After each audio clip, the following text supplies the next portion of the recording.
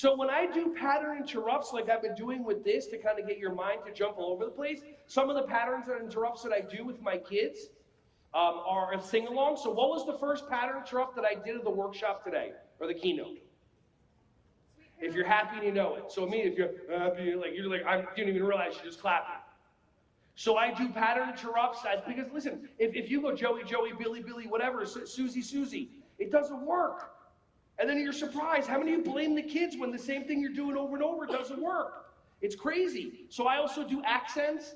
Sometimes if I'm walking into a classroom and the kids aren't paying attention. See, my behavior system, it doesn't work on the mind because everybody's mind is different. But your body, all the bodies are the same. So if I do accents, no matter if you're not paying attention, your ears perk up and the hairs in the ears go, what's going on? Get in my belly. How many of you do accents? Hello, everybody. Shram. How many of you do? Yeah, and the kids, what? And they love you.